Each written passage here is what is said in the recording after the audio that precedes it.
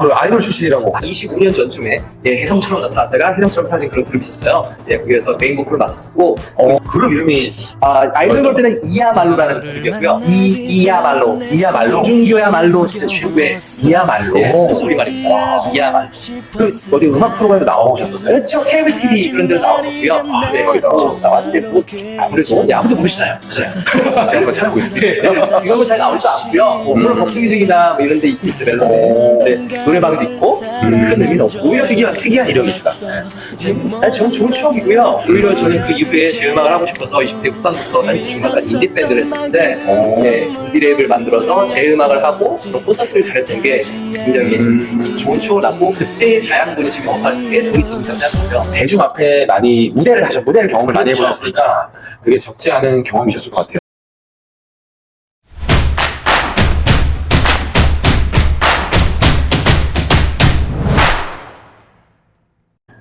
안녕하세요. 모든 업종의 영업 노하우를 파헤쳐서 여러분께 도움을 드리는 정준교의 영업이 답이다입니다. 오늘은 저랑 굉장히 비슷한 업종이신데 해외 골프 회원권이라고 해서 해외 골프 회원권 세일즈를 하시는 궁프로님을 초대했습니다. 대표님께서 좀 소개 한번 부탁드리겠습니다. 안녕하세요. 반갑습니다. 저는 해외 골프 회원권 넘버 1, 투어클럽 넘버 1 골프 디렉터 궁프로 문진형 이사라고 합니다. 저는 현재 해외 골프 전문회사인 투어클럽에서 해외 영업 본부장을 맡고 있고요. 골프런서 유튜버로도 활동하고 있습니다. 그러시구나. 우리 정준면님처럼 7년 연속 1등, 판매왕 이 정도의 타이틀을 갖지 못했고요. 제가 넘버원이라고 하는 건 저도 1등을 여러 번 해봤어요. 이 영업사원들은 달마다 그 수치를 매겨가지고 수치상 뭐 그런 것도 하잖아요. 그래서 저도 1등을 많이 했는데 저는 이렇게 연속으로 1등을 하지 못했고요. 그래서 1등한 타이틀은 저만의 저를 자기 암시를 하기 위해서도 있고 실제로 현재는 저희 회사에서는 제가 1등은 맞습니다. 맞긴 맞는데 이걸 꾸준히 유지하려고 제가 하고 있는 거고 하루 판매 신기록도 제가 갖고 있고요. 그래서 더 부지런히 다녀야 되고 여기에 그냥 멈추지 않고 더 진화하고 발전하기 위해서 일부러 스스로에게 넘버원이라는 타이틀을 붙이고 있습니다. 존경스럽습니다. 워낙 그 세일즈를 잘하시는 걸로 제가 소문을 많이 익히 들어서 초대하게 됐는데요.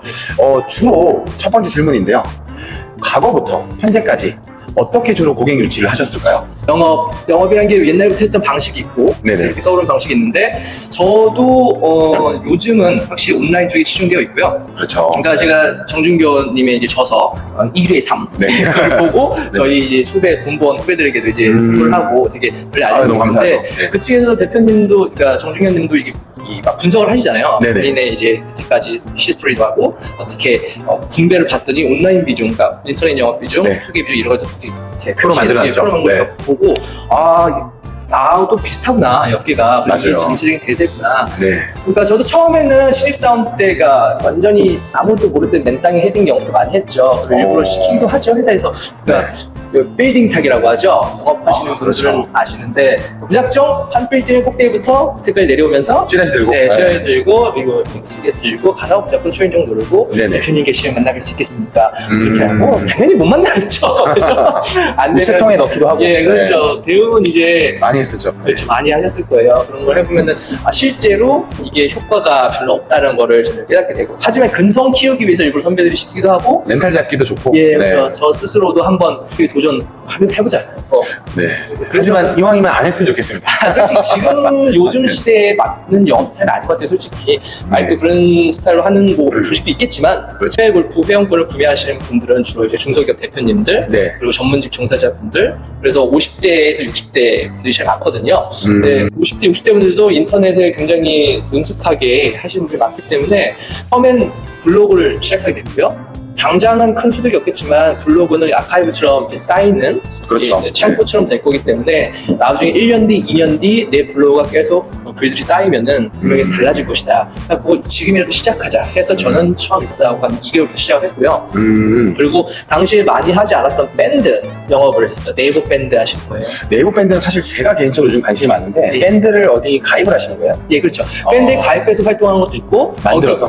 만들기도 해봤고 5,000명에서 2만 명 되는 그런 밴드 거기에 가입을 하고 거기 주인장 만든 사람한테 연락을 해서 광고를 하고 싶다. 그러면 뭐 일주일에 한 번 올리는데 얼마, 하루에 한 번 올려서 광고를 허가를 받고 공식적으로 올리는 거죠.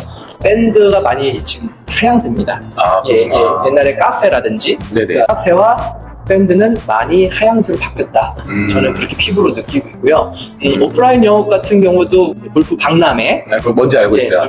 부스 하나 그때 직접 빌려가지고 하는. 부스 빌려서 저희 회사에서도 많이 갔어요. 아, 지금도 하지 않나요?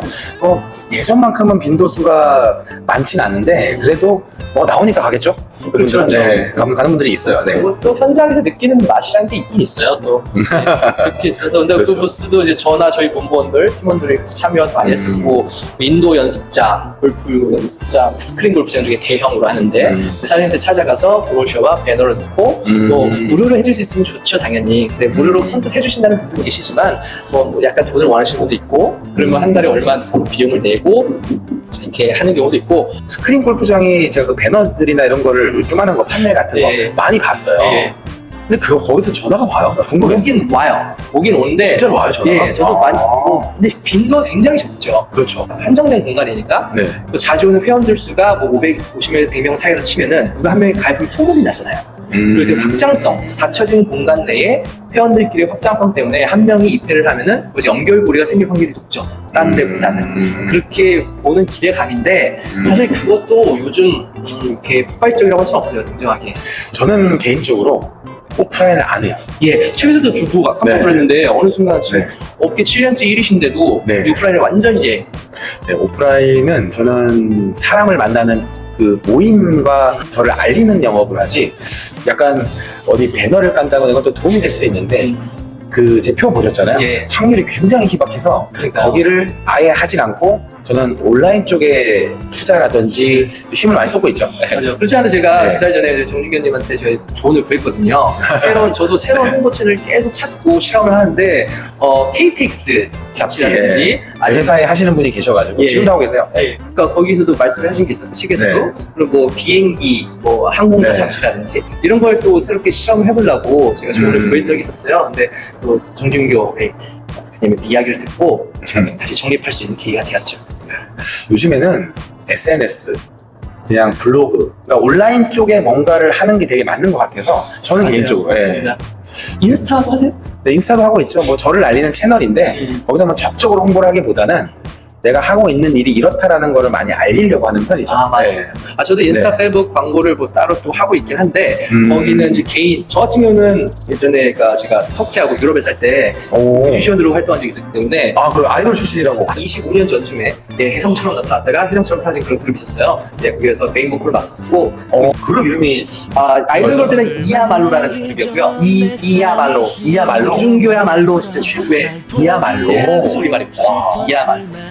어디 음악 프로그램에 나오셨었어요? 그렇죠. 케이블 TV 그런 데도 나왔었고요. 대박이다.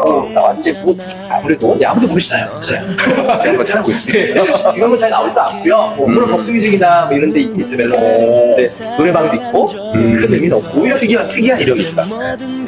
저는 좋은 추억이고요. 오히려 저는 그 이후에 제 음악을 하고 싶어서 20대 후반부터 30대 중반까지 인디밴드를 했었는데 인디랩을 만들어서 제 음악을 하고 또 콘서트를 다녔던 게 굉장히 좋은 추억을 하고 그때의 자양분이 지금 영업하는 게 도움이 되고 있다고 생각하고요. 대중 앞에 많이 무대를 경험을 많이 해보셨으니까 그게 적지 않은 경험이셨을 것 같아요. 구독, 좋아요 니 안 했단 말이야?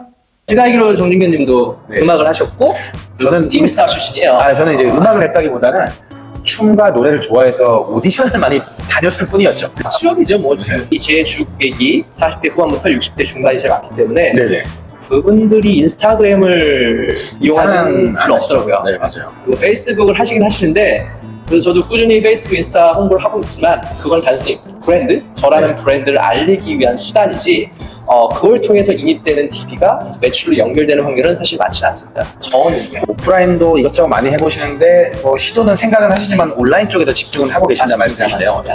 요즘은 특히 더 지금 정준교의 영업은 다르다. 꾸준히 지금 미래를 보시고 유튜브 하신 이유가 있으실 거예요. 그럼요. 저도 제 채널이 있는데 저는 이렇게 이제 정준교님처럼 계속 이렇게 쌓아가는 스타일을 하지 못하고요. 신상품이 나오면 올리고 제가 뭐 하고자 하는 메시지라든지 그런 건 나올 때마다 스팟성으로 제가 저희 영상을 올리거든요. 근데 유튜브가 어깨 너무 쏟나면 안 되지만 어차피 알 거니까 예, 유튜브가 대세인 거는 부인할 수가 없습니다. 이거는 작년하고 올해 이 인입률, 전환율, 그리고 신뢰도도 다르고요. 맞아요. 영상이라서. 예, 영상이라서 사람이 내 얼굴을 비치고 내 목소리를 하니까 확실히 좀 더 믿는 것 같아요. 그래서 문의를 오는 고객들의 실제 매출 전환율이 높습니다. 예, 그래서 유튜브를 저는 계속 하고 있고 제 후배들도 지금 많이 시작을 했고요. 앞으로 유튜브 관련된 걸로 더 확장시킬 수 있는 방법들을 연구 중이죠. 고객 유치를 뭐 오프라인으로 좀 메인으로 하셨고, 그 다음에 지금 온라인에 더 집중을 하고 계시고, 유튜브도 지금 또 채널도 운영하고 계시고, 제가 홍보 한번 해드리겠습니다. 예, 아유, 감사합니다. 그리고 그거 외에 이제 오프라인 쪽에서 지금 명찰처럼 그 조찬 모임도 하고 계시잖아요. 예, 맞습니다. 네, 저랑 같은 모임을 하고 계신데, 네, 워낙 거기서도 인지도가 점점 상승을 하고 계셔가지고, 제가 너무 매력적이신 분이시라 제가 초대를 한 겁니다. 영광입니다. 저는 비나이라고 퍼포먼스가 좋은 비즈니스 모임이 있어요. 그래서 거기에 한 챕터 소속으로 이렇게 활동을 하고 있고요. 저희는 뭐 아시면 아시겠지만 매주 하루 아침 6시에 만납니다. 그래서 다 같이 비즈니스 하는 사람들끼리 모여서 서로 홍보를 해주고 팔아주고 그리고 비즈니스 상생을 하는 그런 모임인데 이렇게 명찰을 달고 다녀요. 좀 궁프로죠. 제 닉네임이 궁프로인데 사람들이 왜 궁프로냐? 이거 궁금했어요. 왜 궁프로세요? 많이들 여쭤보세요. 그러니까 제 본명은 문짐형입니다. 예, 궁프로 문짐형 이사인데 제가 처음 20대 초반에 아이돌 그룹 데뷔했을 때 당시 기획사에서 예명이 필요하다. 문짐형 너무 나쁜 이름은 아닌데 좀 더 임팩트 있는 게 필요하다 해서 당시 신화의 전진 뭐 이런 것처럼 예, 제 또래 아이돌들이거든요. 그래서 그런 좀 더 단순한 이름이 필요하다 해서 신궁이라고 뜻이 음악이라는 화살로 사람들 가슴에 메시지를 꽂겠다. 음악 화살을 꽂는다. 이런 활을 잘 쏘는 사람에서 신궁이라는 이름을 줬어요. 그래서 그 이후부터는 절 궁이라고 불러요. 그래서 또 제가 이 업계에서 영업을 할 때 브랜딩이 필요한데 문진영 제 분명 싫어하는 건 알지만 조금 더 각인시킬 수 있는 게 필요해서 브랜딩을 하셨군요, 이름을. 계속 공풀을 밀고 있고 다행히 잘 정책 중인 것 같습니다. 구독, 좋아요 니 안 했단 말이야? 그러면 해외 골프 회원권이라는 상품이 있잖아요. 예, 여러 상품이 있으니까요. 일단은 일본 회원권, 태국 회원권 이게 각각 압도적으로 많이 팔리는 국가 중에 하나입니다. 일본, 태국이 좀 많이 판매가 돼요? 예, 아무래도 가까운 중국도 있는데 중국은 아무래도 코로나 이후에 그렇기 때문에 중국은 사실 요즘 좀 저조하고요. 일본은 가깝고 요즘 엔저 현상 때문에 압도적으로 저렴해서 일본 골프팬크 나오면 거의 다 완판입니다. 그 정도예요? 예, 항상 무조건 거의 아마 개수가 정해져서 판매할 거잖아요. 그렇죠. 법적으로. 저희는 이제 한정 부자로 갔기 때문에 어느 정도 부자가 정해진 부자가 차면은 판매할 수 없기 때문에 더 인기가 많은 것도 있고요. 그렇죠. 그래서 보통 가장 인기 많은 회원권은 솔직히 1,000만 원대 회원권이 제일 인기가 많습니다. 1,000만 원대가 해외 골프 회원권이 있었구나. 보통 1,000만 원대예요. 그게 그래서 뭐 국내 골프 회원권은 아시다시피 억대 뭐 진짜 프라이빗한 건 15, 20억 넘는 거 많잖아요. 근데 그래서 제 회원들의 대부분은 80% 이상은 국내 회원권을 한두 개 이상 갖고 있으면서 해외 골프 회원권을 추가로 한두 개 이상 사시는 거죠. 그래서 거의 대부분 그렇습니다. 그러니까 국내 회원권 몇 억짜리 갖고 계시는 분이 해외 회원권 1,000만 원, 2,000만 원 사실 큰 돈 아니게 느껴질 수도 있거든요. 그럴 것 같아요.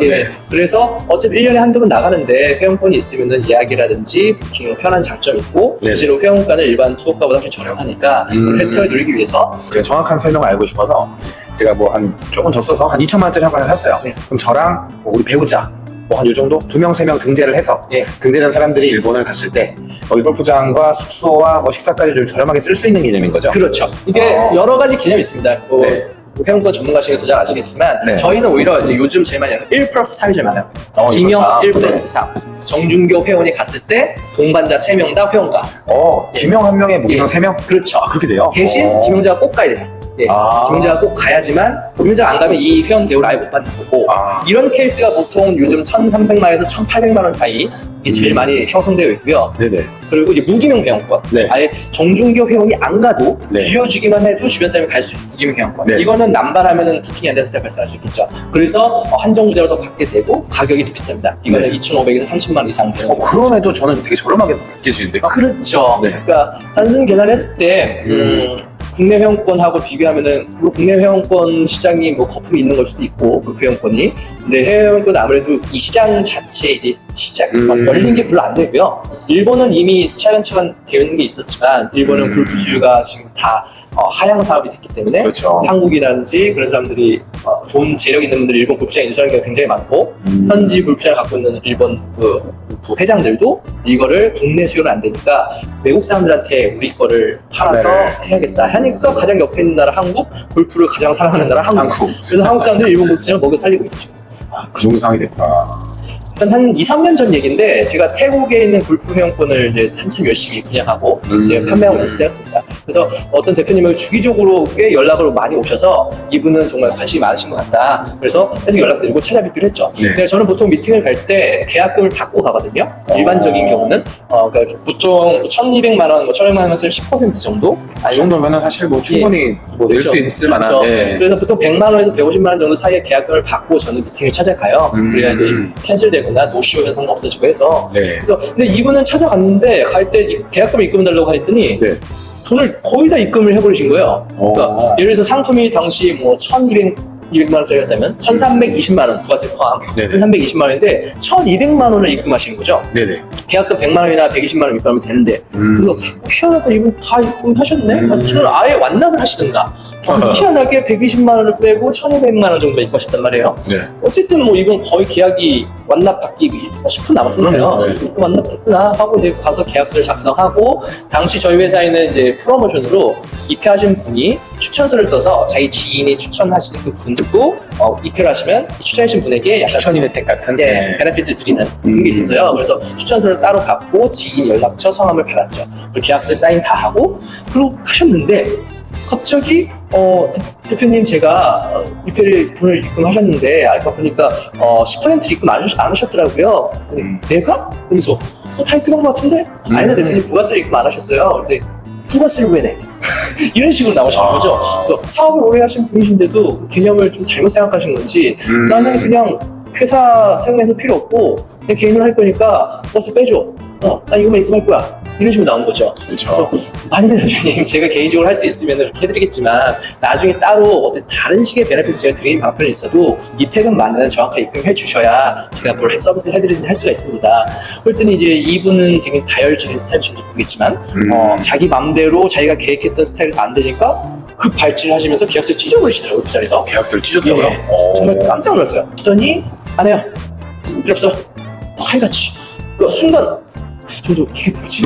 이걸 어떻게 대처해야 되지? 황당한 경험이었죠. 네. 그래서 저도 얘기를 해. 대표님 어떤 상황 때문에 지금 이렇게 화를 내시고 뭐가 불만이십니까? 나는 필요 없고 나는 내가 생각했던 그 기준에서 달라져서 이거 못 믿겠어 안 해. 갑자기 이러시는 거죠. 저도 순간 약간 화도 나고 당황도 했지만 애써 참고 이렇게 좋게 좋게 마무리하려고 예, 전 그러시다면 뭐 저희가 넣으신 1,000만 원 이상의 계약금 환불해 드리겠습니다. 예, 절차가 필요하니 계좌 보내주시고요. 이걸 다 받아서 정리했죠. 근데 계약서 이제 다 찢기고 날려갔는데 그래도 이제 저는 다 주웠어요. 그래서 모아서 챙겨서 나와서 차에 앉아서 한동안 멍했죠. 아 이런 것까지 내가 당하고 있구나. 황당하고 화도 나죠. 네, 화도 그럴 수 나고 있죠. 네. 화나는 것보다 되게 당황했어요. 어떻게 이런 경우가 있을 수가 있지? 내가 뭘 잘못했나? 내가 크게 잘못이라도 했으면 차라리 좀 난데 잘못한 것도 딱히 없는 것 같은데 그럼요. 네. 내가 뭘 왜 이럴까? 그럼 회사에 와서 어떻게 보고를 해야 될까? 뭐 그런 것도 있고요. 어쨌든 그런 상황에서 예, 그분이 쓰셨던 추천서에 추천인 성함과 연락처가 있는데 한번 모아봤어요 제가. 예, 모아봤더니 다행히 번호가 보이더라고요 성함하고. 그래서 이제 한 1시간 정도 있다가 밑줄의 본전으로 이 추천인한테 전화를 드려봤죠. 그 사이에 두 분이 통화하신 것 같진 않아요. 네. 그래서 그래도 이런 상품이 있고 이런 것들이 있는데 혹시 관심 있으신가요? 네. 관심 있는 괜찮은 것 같아요. 그러더니 자기 지인들하고 상의해보고 있다고 네. 연락을 주신다고 하더니 올 수 있냐고 그러시더라고요. 네. 또 당연히 저희 같은 업자들은 거기 가야죠. 가야죠. 네. 근데 이게 한 부서가 아니라 자기 지금 한 4명 정도가 모일 것 같다. 네. 지금 충주로 내려올 수 있냐 이렇게 얘기를 하시는 거예요. 바로 가겠습니다. 그래서 바로 쏴서 충주에 갔더니 4분이 모여 계시더라고요. 그래서 거기서 제가 브리핑을 하고 입회를 결정하시고 결국 그분들 소개로 7부자가 저희 말로 연발탄이라고 하는데 커진 거죠. 그래서 7부자가 동시다발적으로 다 소개로 계약을 하게 됐어요. 그리고 처음에 아까 그 계약서를 찢으셨던 분. 네. 그분들 결국 친구들이 다 하니까 그분들 다시 입회를 하셨죠. 네. 그래서 이 사례를 보면서 저도 다시 깨달은 게 있죠. 그러니까 항상 꺼진 딜이 다시 보자.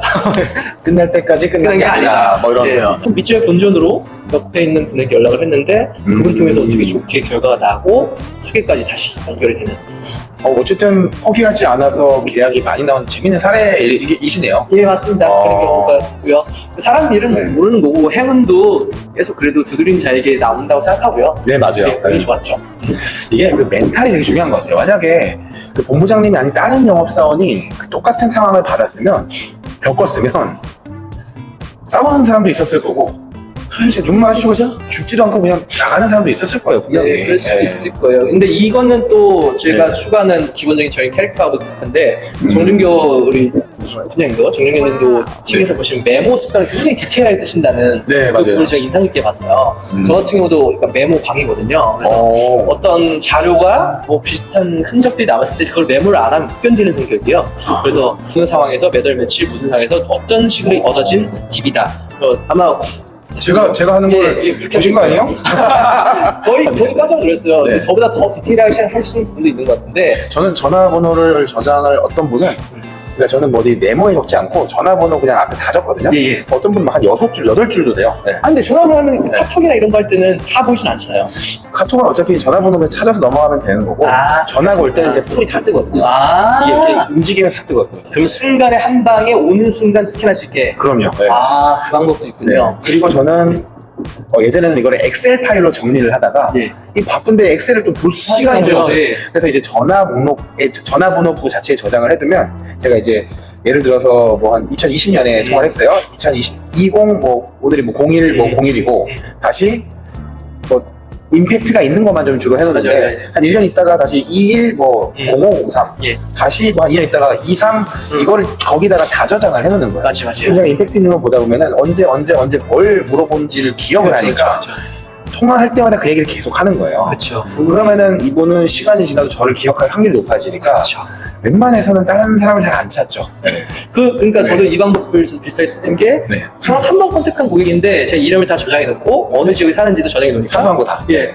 아, 누구 대표님? 하면 내 이름을 기억해요? 저장해놨네? 이미 약간 놀라시고, 일단 거기서 약간 우리의 신뢰를 살짝 먹고 들어가는 게 되는 거죠. 그리고 또 기본적으로 뭐 영업이나 사업 오래 하셨던 분들은 저희가 이런 모습 보여주면 되게 좋아해요, 일단. 예, 예. 네. 그분들도 그렇게 하시고 계시고, 그렇죠. 실제로 네. 진짜 성공하신 대우의 분들이 철저하신 것 같아요. 요즘 한 몇 개월 전부터 저 쓰고 있는데, 네. 카카오톡 예약 메시지 기능이 있어요. 저도 쓰고 있어요. 예. 네. 그것 때문에 오히려 전 일이 더 많아지기도 했지만 또 득을 보고 있는 경우인데, 네. 우리가 많은 약속들과 플랜들이 있지 않습니까? 네. 그걸 까먹지 않기 위해서 네이버 저 같은 캘린더에 저장을 해놓는데, 네. 그래서 알람이 뜨지만 카톡을 더 많이 보기 때문에, 미스할 확률이 높죠. 네. 예, 그래서 네이버 그 캘린더로 저장을 해놓고, 중요한 거는 카톡 예약 메시지로 저한테 보내요. 예, 저 그렇죠. 자신한테. 그러니까 저는 그게 100개까지 할 수가 있는데, 네. 항상 95개에서 100개가 꽉 차 있어가지고, 오늘 지나면 10개 빠지고, 그리고 우리는 피드백이 생명이라고 생각하기 때문에. 맞아요. 소노 호텔 앤 유트 회원권은 정준규입니다.